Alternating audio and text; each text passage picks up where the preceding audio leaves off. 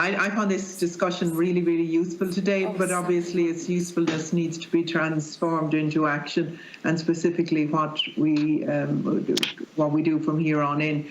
But I certainly think from listening to you all, and I have thought of it in my dealings with trying to access education as well, that there is an inbuilt protectionism within the system that supports the status quo. And it will take a collaborative and concentrated effort to break that down. I mean, I think Nicola summed it up well when she said the fight over the laptop for a child. That is what goes on. That is exactly what goes on, and that has to be tackled. But Adam, I want to ask you the question on the investment. Do you know any models of good practice of investment in the exceptional abilities for autistic children and adults? Because I think we're missing out hugely as a society by not investing in the exceptional abilities that I have seen for myself in many autistic people. Thank you, Deputy. And I also just wanted to come to, I know you asked a question earlier on, so maybe I can just touch on that around, I think what a lot of this conversation comes to and why Epson hasn't been commenced is, I think we're all in favour of inclusion, we're all in favour of equality.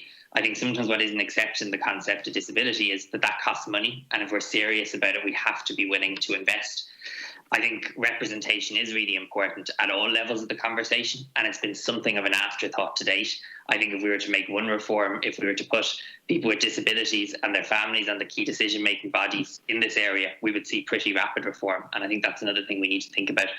In terms of exceptional abilities, I think there's both resources and a cultural piece here. I think Leaving Cert reform is actually part of it, because if there was more opportunities to do short courses or to gain points by pursuing your interests, that would be a huge opportunity.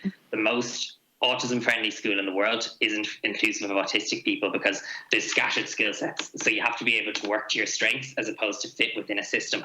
Unfortunately, our system to date has been very much focused on a list of deficits, which aside from not working, is catastrophic for people's self-esteem. So we need to create within the education system a strengths-based model that identifies what the person's skills are and helps them to work through areas of education that they might find challenging. And perhaps, you know, to continue that conversation, I know the Centre for Talented Youth in Ireland does really good work, and perhaps they could assist the committee further in that area. But what I would just say is that it's not just autistic people who, you know, are amazing at computers or amazing at science. Every autistic person has a skill and ability and interest, and it's about meeting that person where they're at and using that. Thank you.